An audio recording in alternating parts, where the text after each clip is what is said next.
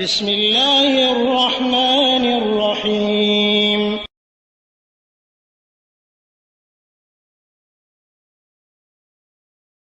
إن الحمد لله نحمده ونستعينه ونستغفره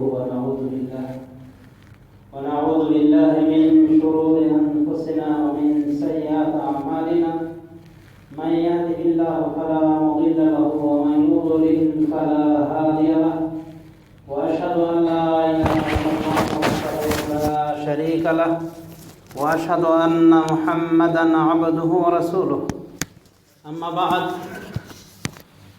فإن خير الحديث كتاب الله وخير الهدي هدي محمد صلى الله عليه وسلم وشر الأمور محدثاتها وكل محدثة بدعة وكل بدعة ضلالة وكل ضلالة في النار أما بعد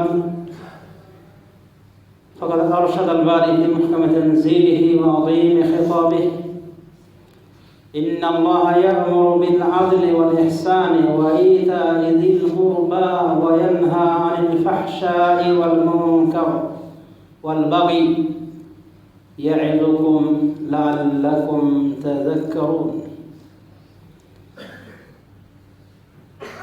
وقال تعالى أيضا وإذا قلتم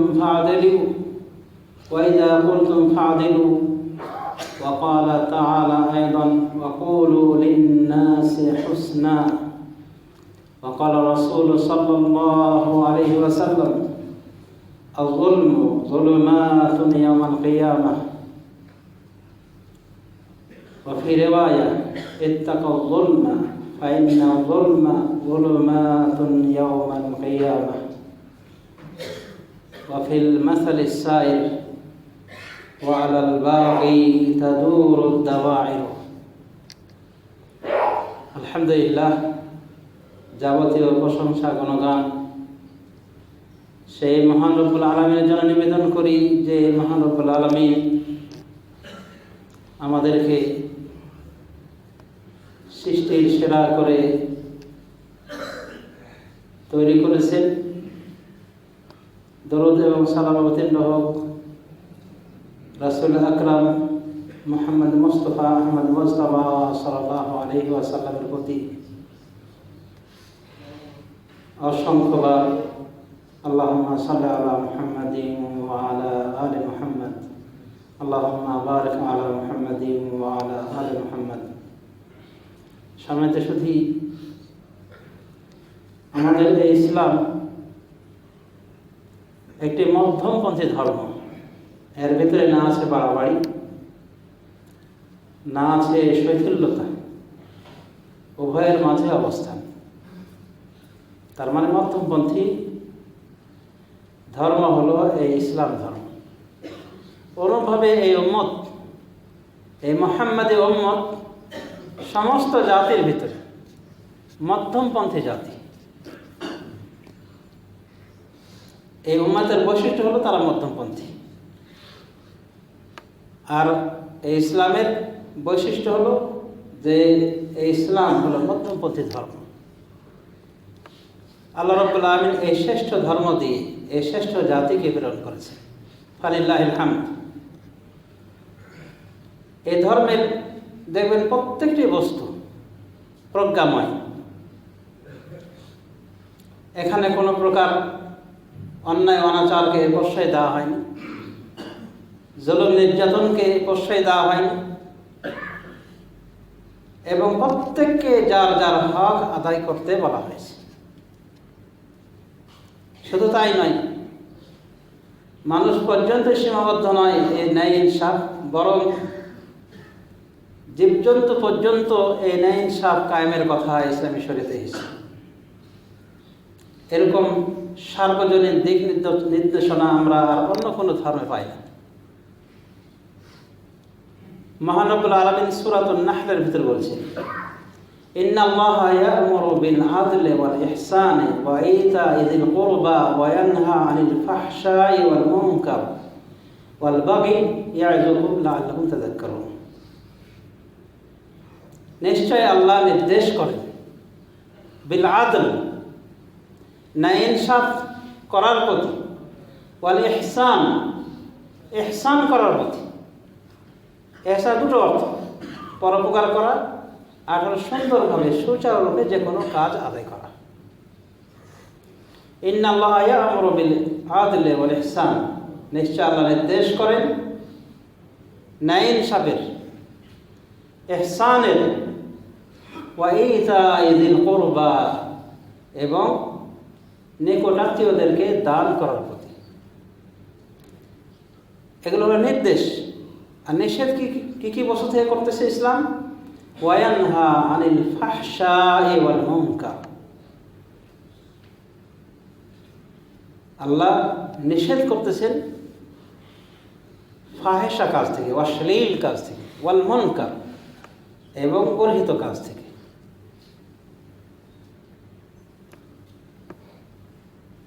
ওয়া ইয়ানহা আনিল ফাহশা ওয়াল মুনকার ওয়াল বাগি, এবং সীমা লঙ্ঘন করা থেকে। বাগির একটা অর্থ হলো জুলুম করা। জুলুম করা মানে তো সীমা লঙ্ঘন। তো এগুলো থেকে নিষেধ করেন আল্লাহ রাব্বুল আলামিন। ইয়াইযুকুম, আল্লাহ তোমাদেরকে ওয়াজ করতেছেন, উপদেশ দিচ্ছেন, লাআল্লাকুম তাযাক্কারুন, যাতে করে তোমরা উপদেশ গ্রহণ করতে পারো। আমরা লক্ষ্য করলে দেখতে পাই যে আল্লাহ কি বলছেন প্রথমে? ইন্নাল্লাহা ইয়া'মুরু বিল আদলি ওয়াল ইহসান, আল্লাহ ন্যায় ইনসাফের আদেশ করতেছেন। তিনি ন্যায় ইনসাফের আদেশ করেন, মানে অন্যায়ের আদেশ করেন না। ইহসান, ইহসানের আদেশ করেন। ওয়া ইতা'i যিল কুরবা, এবং নিকটাত্মীয়দেরকে দান করার প্রতি আল্লাহ নির্দেশ করেন। এই তিনটি হলো বিশেষ আদেশ আল্লাহ। আর নিষেধ কি? ওয়া ইয়ানহা আনিল ফাহশাই ওয়াল মুনকার, তিনি নিষেধ করেন ফাহেসা তথা অশ্লীল কথা কাজ থেকে, ওয়াল মুনকার, এবং গর্হিত কাজ থেকে, ওয়াল বাগি, সীমা লঙ্ঘন থেকে। তাহলে বিশেষভাবে কয়েকটি নিষিদ্ধ বস্তুর কথা উল্লেখ করেছেন যেগুলো করা যাবে না, নিষেধ। সেগুলি কি? ফাহশা, ফাহেসা কথা কাজ, মুনকার, গর্হিত কাজ। উলামায়ে দ্বীন ফাহেসা এবং মুনকারের ভিতরে পার্থক্য করেছেন। ফাহেসা বলতে বড় অপরাধ, বড় গুনাহ উদ্দেশ্য। মুনকার মানে যে কোনো গুনাহ, ছোটোখাটো যে কোনো পাপ, সগীরা গুনাহ উদ্দেশ্য। তাহলে আল্লাহ রাব্বুল আলামিন আদেশ করেছেন আমাদেরকে কি কি করার? আল আদল, ন্যায় ইনসাফ কায়েমের প্রতি আল্লাহ আমাদেরকে নির্দেশ করছেন। এই ন্যায় ইনসাফ কথার ক্ষেত্রে হতে পারে, কর্মের ক্ষেত্রে হতে পারে। আল্লাহ বলছেন ওয়াইযা কুলতুম ফা'দিলু, যখন তোমরা বলবে ন্যায় ইনসাফপূর্ণ কথা বলবে, মানে অন্যায় কথা বলবে না। আবার কর্মের মাধ্যমে হতে পারে। রাসূলুল্লাহ সাল্লাল্লাহু আলাইহি ওয়াসাল্লামের নিকটে এক সাহাবী, একটি ছেলে সন্তান আসলো, বাচ্চা সন্তান। তো তাকে উনি আদর করে চুমু খেয়ে কোলে বসায় নিয়ে যাচ্ছে। পরক্ষণে তারই আরেকটি মেয়ে আসলো। মেয়েটিকে চুমু খেলেন না, ওটা বাচ্চা মেয়ে, কে তাকে কোলে বসায় দেন। কোলের এক সাইডে ছেলে, এক সাইডে মেয়ে। শুধু পার্থক্য করেছেন চুম্বন করার ক্ষেত্রে। তখন রাসূলুল্লাহ সাল্লাল্লাহু আলাইহি ওয়াসাল্লাম বলেছেন, আলা আদালতা বাইনাহুমা, তুমি এদের মাঝে ইনসাফ করলে না কেন? তাহলে আদল, ইনসাফ কায়েম করতে বলছে। সন্তানদের ক্ষেত্রে ইত্তাকুল্লাহ ওয়া'দিলু বাইনা আওলাদিকুম, তোমরা আল্লাহকে ভয় করো এবং সন্তানদের মাঝে ন্যায় ইনসাফ কায়েম করো। বুখারী শরীফ হাদিস। এই হাদিসের প্রেক্ষাপট দেখলে আমরা দেখতে পাই যে নু'মান বিন বাশীর রাদিয়াল্লাহু আনহুর বাবা বাশীর, তিনি নু'মানকে পৃথকভাবে একটা হাদিয়া দিতে চান, এবং এটা ছিল তার ছোট স্ত্রী অর্থাৎ নু'মানের মায়ের কারণে। উনি বলছেন আমার এই সন্তানকে আপনি একটা কিছু হাদিয়া করেন, আলাদা কিছু দান করেন। তো উনি একটা জিনিস দান করেন।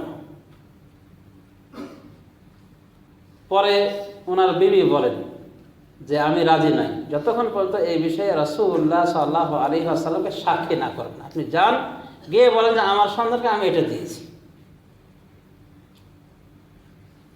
রাসূলুল্লাহ সাল্লাল্লাহু আলাইহি ওয়াসাল্লামের কাছে গিয়ে উনি বললেন যে ইয়া রাসূলুল্লাহ, আমি আমার সন্তানকে এই হাদিয়াটা করেছি, এই দান করেছি। বলেন তোমার আর সন্তান আছে? তো বলেন হ্যাঁ, সন্তান তো আছে। বলেন সব সন্তানকে কি তুমি এইভাবে দান করেছো? বলেন যে তা তো করিনি। তখন বলেছিলেন, কয়েক রকম বর্ণনা আছে, বলেছেন আশহেদ আলা হাযা গায়ব ফাইন্নী লা আশহাদু আলা জাওর। তাহলে এই বিষয়ে সাক্ষী অন্যকে করা আমাকে বাদ দিয়ে, কারণ আমি জুলুমের সাক্ষী দেব। আরো বলেছিলেন ইত্তাকুল্লাহ ওয়াদিলু বাইনা আওলাদিকুম, আল্লাহকে ভয় করো তোমরা আর সন্তানদের ভিতরে ন্যায় ইনসাফ কায়েম করো। আরো বলেছিলেন যে তুমি কি চাও না তোমার সন্তানরা তোমার সাথে সমানভাবে সদ্ব্যবহার করো, সকল সন্তান? বলছে হ্যাঁ। তখন বলেছেন যে তুমিও তাহলে তার সাথে সমান ব্যবহার করো, ভালো ব্যবহার করো। এভাবে একজনকে দিবে আর আমাকে সাক্ষী নিয়ে এসো, সাক্ষী নিয়োগ করার জন্য।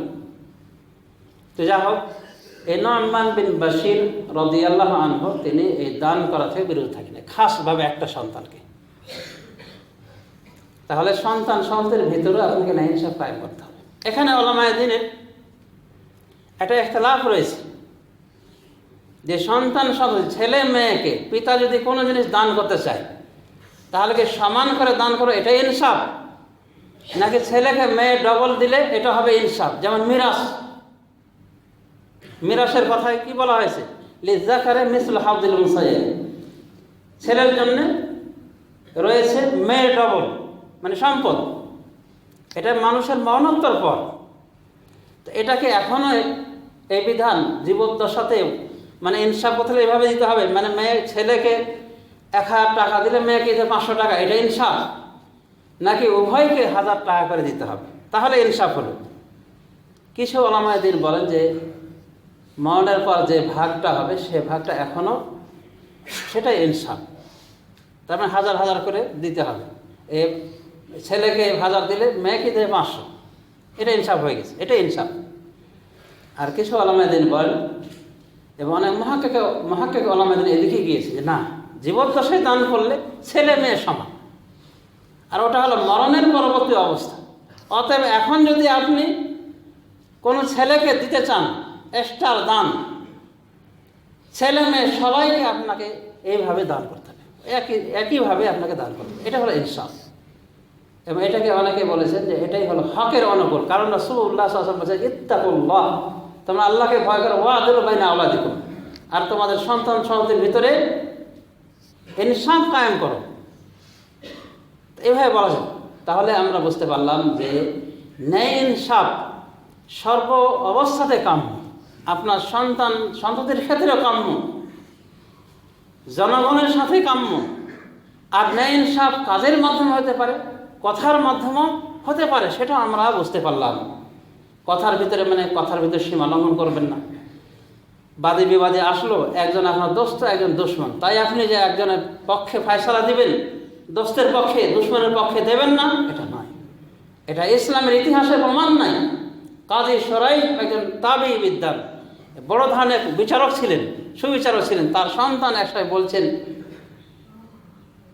টেবিল টক হিসেবে যে বাবা, একজনের সাথে আমার একটা গন্ডগোল হয়েছিল, তো আপনি যদি বলেন যে ফয়সালা আমার পক্ষে, তাহলে আপনার নিকটে বিচারটা নিয়ে যাব। আর যদি বলেন যে ফয়সালা আমার বিপক্ষে, তাহলে আপনার কাছে আমি বিচার দেব না, কারণ আমি বিপদে পড়তে চাই না।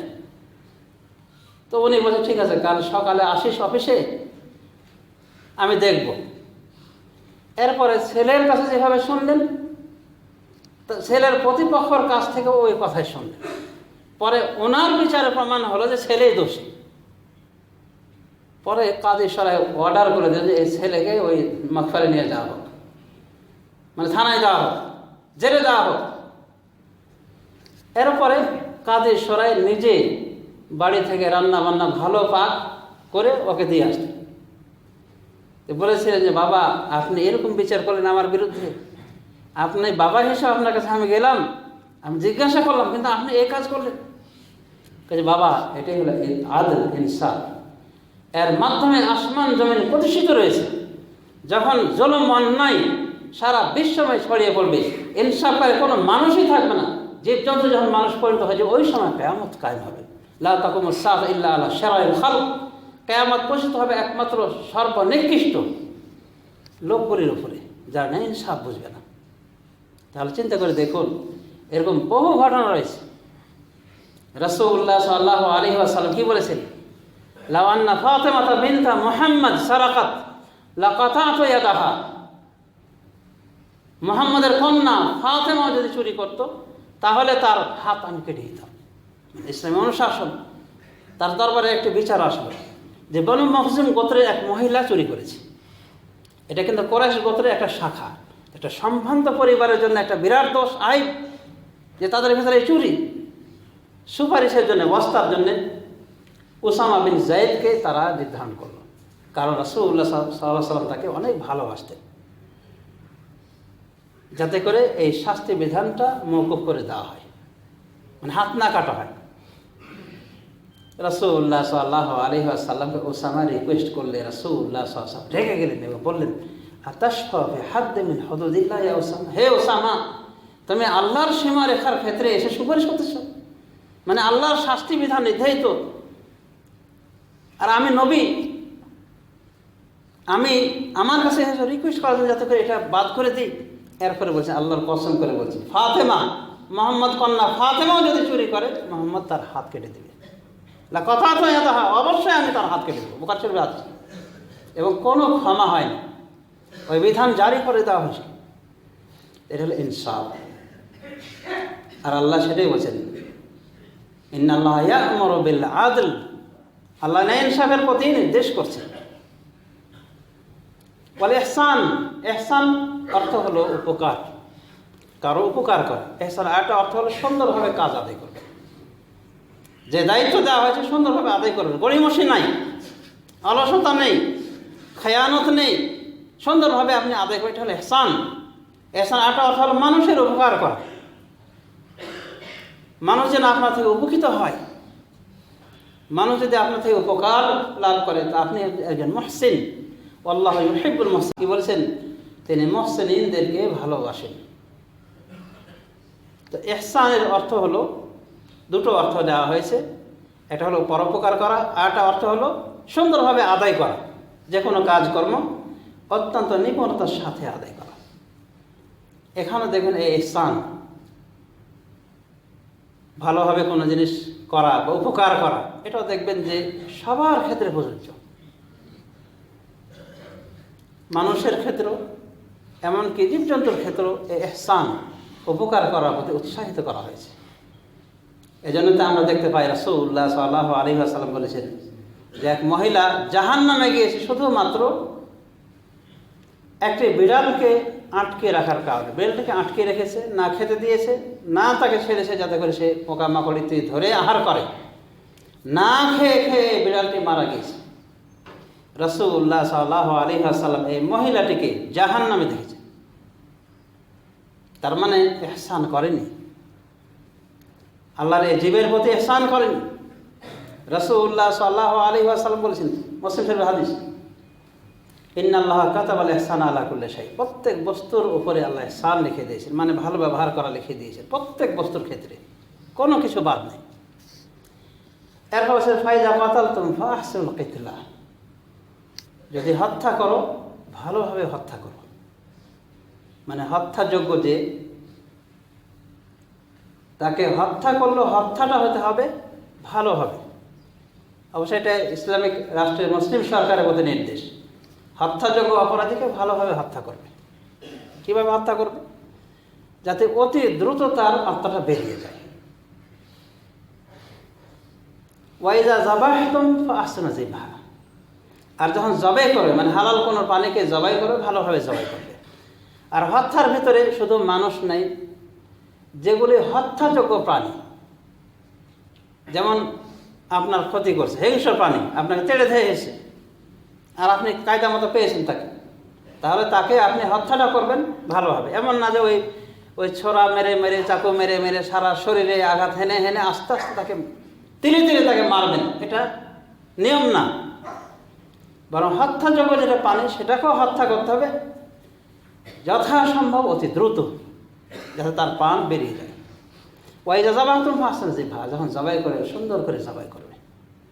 এই জন্য দেখবেন মুসলমানদের তরিকা, জবাই করার তরিকা সর্বোত্তম তরিকা। কিন্তু দেখবেন বিধর্মীদের ভিতরে আল্লাহু আকবার, ফেসবুকগুলো দেখলে চোখের পানি ধরে রাখতে পারবেন না।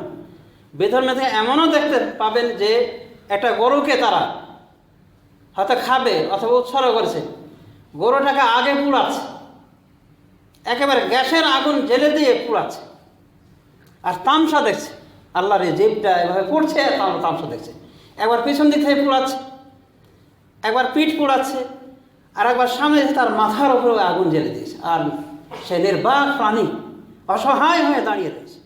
আবার এমনও দেখা গিয়েছে যে এই প্রাণীগুলিকে কি করা হচ্ছে, আস্ত খালিয়ে না, চামড়া বের করা হচ্ছে জীবিত।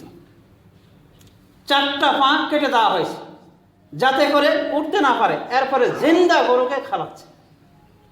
এই হলো বিধর্মীদের আচরণ। আল্লাহ রাসূল সাল্লাল্লাহু আলাইহি ওয়াসাল্লাম বলছেন যে জবাই করবে তখন ভালোভাবে জবাই করবে। ওয়ালিউহিদ্দু আহাদাকুম শাফরাতাহু ওয়ালিউরহি যাবিহাতাহু, সে তার অস্ত্রকে যেন ভালোভাবে ধার সানাই করে নেয় এবং তার জবাই করার পানিকে আরাম করে দেয়, আরাম দিয়ে অতি দ্রুতভাবে জবাই করে। এটা হলো ইসলাম।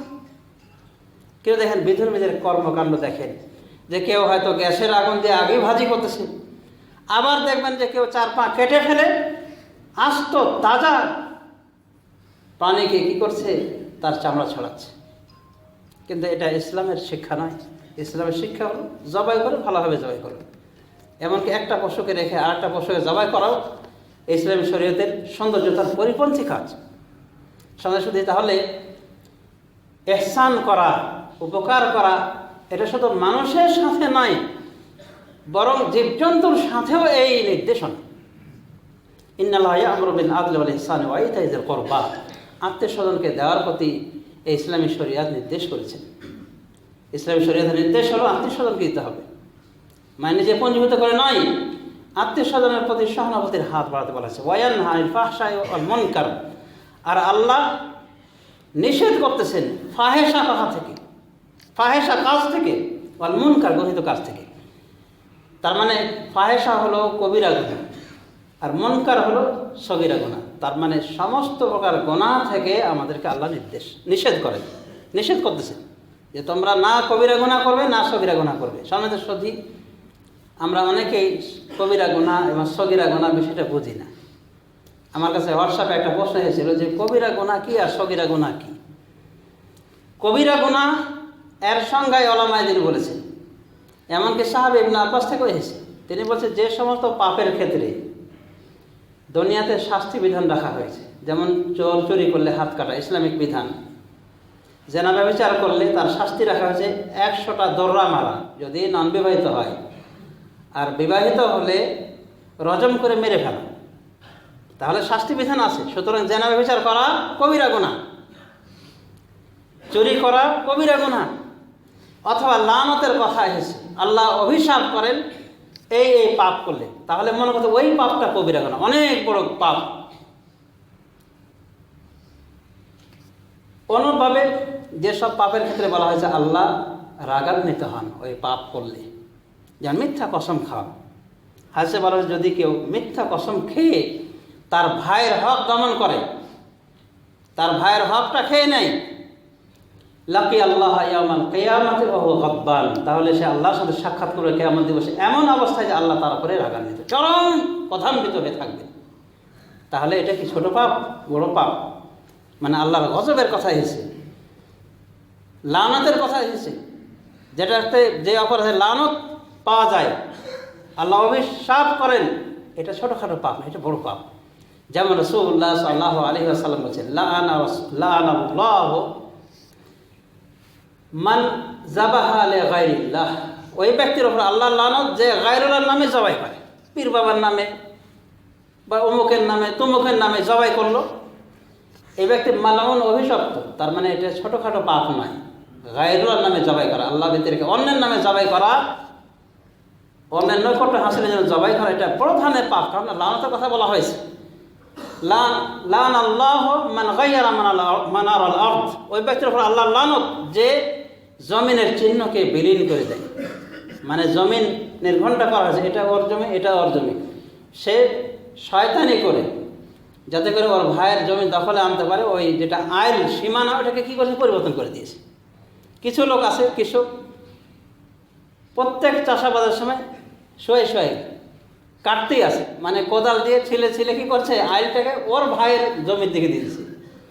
তো এই ব্যক্তি মালউন। তাহলে এটা কি ছোট পাপ?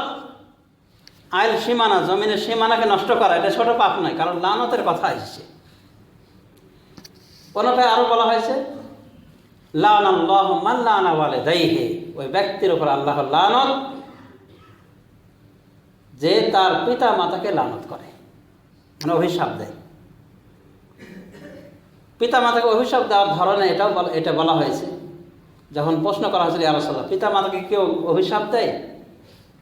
তখন রাসূলুল্লাহ সাল্লাল্লাহু আলাইহি ওয়াসাল্লাম বিষয়টি বুঝিয়ে দিয়েছিলেন যে ও অন্যের পিতা মাতাকে অভিশাপ দেয়, গালমন্দ করে, তখন ওরা কি করে, পাল্টা তার পিতা মাতাকে গালমন্দ করে দেয়। তখন কি হলো, সে তার নিজের পিতা মাতাকে গালি দেওয়ার কারণে পরিণত হয়েছে, অতএব সে অভিশপ্ত। এজন্য পিতা মাতা তুলে কাউকে গালি দিতে নাই।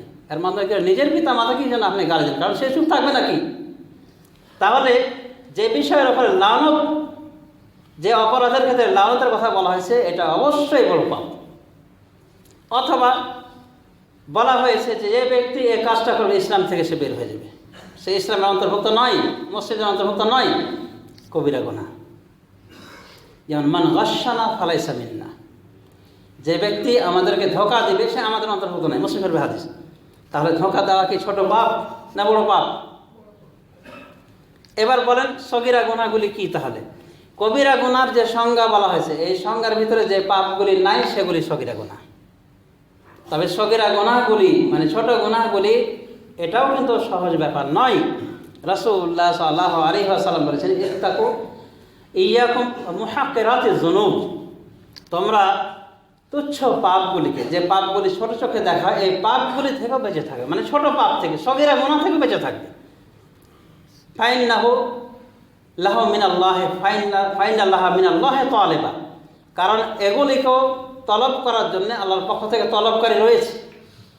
আবার সগীরা গুনাহের উদাহরণ রাসূলুল্লাহ সাল্লাল্লাহু আলাইহি ওয়াসাল্লাম এটাও বলেছেন যে সগীরা গুনাহগুলি যদি জমা হয়ে যায় কোনো ব্যক্তির ক্ষেত্রে, তাহলে এই সগীরা গুনাহগুলির উদাহরণ হলো ওই ব্যক্তিদের মতো যারা সফররত অবস্থায় পাকের কিছু পাচ্ছে না, লকড়ি খড়ি, তখন একজন গেল একটা খড়ি আনলো, ও একটা খড়ি আনলো, এভাবে অনেকগুলি খড়ি যখন জমা হয়ে যায় তখন তারা কিন্তু তাদের রান্না বান্নার কাজ করে নিতে পারে।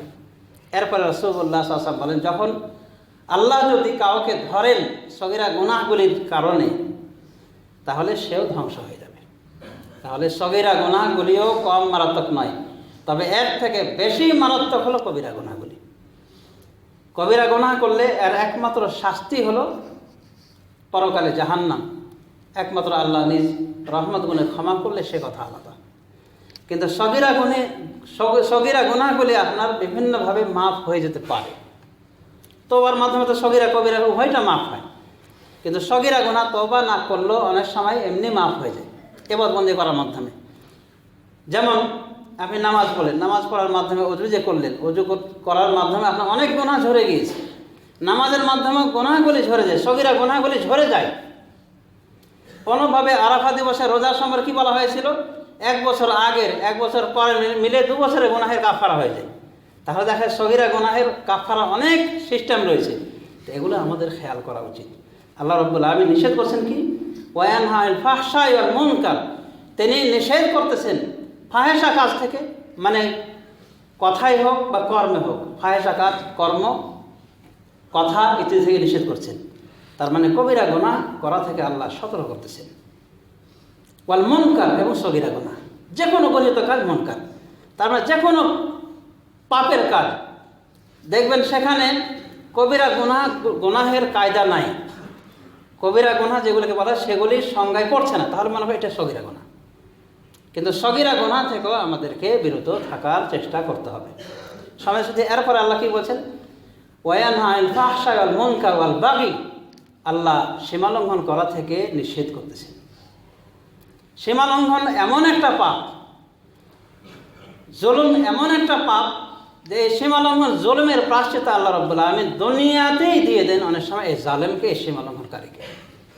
জীবজন্তুর প্রতিও যদি সীমা লঙ্ঘন করা হয় তবুও আল্লাহ প্রতিশোধ দিতে পারেন, নিয়ে থাকেন এই দুনিয়াতে। অতএব বেঁচে থাকতে হবে আমাদেরকে সর্বপ্রকার জুলুম থেকে। আল্লাহ বলছেন ওয়াযালিমিনা আ'আদ্দা লাহুম আযাবান আলীমা, জালেমদের জন্য আল্লাহ কঠিন শাস্তি, যন্ত্রণাদায়ক শাস্তি প্রস্তুত করে রেখেছেন।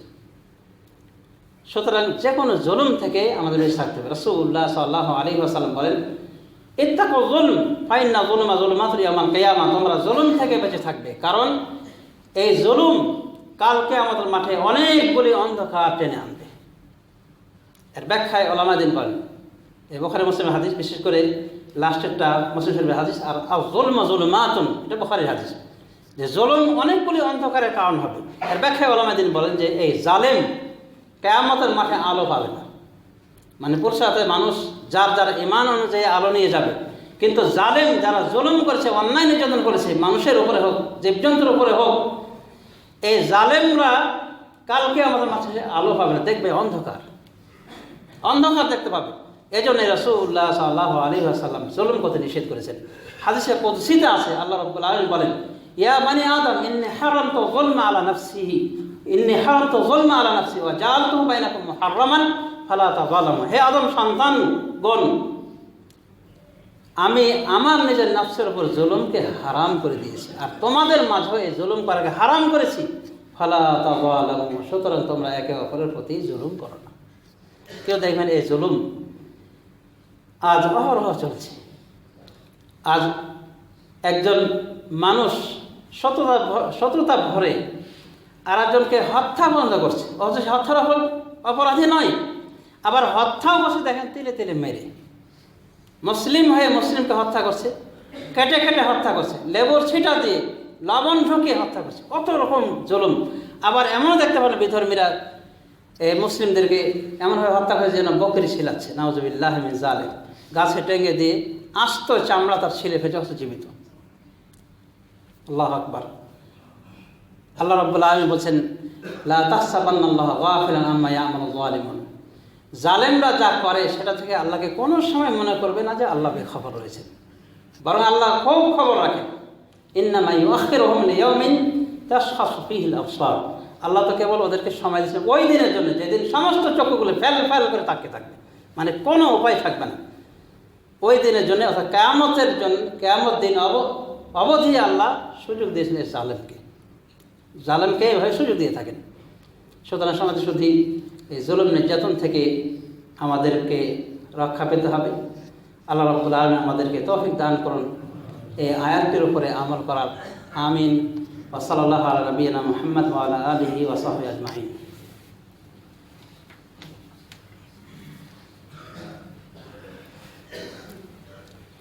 আলহামদুলিল্লাহ রাব্বিল আলামিন ওয়া সাল্লাল্লাহু আলা নবিয়িনা মুহাম্মদ ওয়া আলা আলিহি ওয়া সাহবিহি আজমাইন ওয়া তাবিঈনা লাহুম বিইহসান ইলা ইয়াউমিদ্দিন। আম্মা বা'দ। সমাজে শুধু তাহলে জুলুম, এটা যদি আমরা ব্যাখ্যা বিশ্লেষণ করি, জুলুম তিন প্রকার।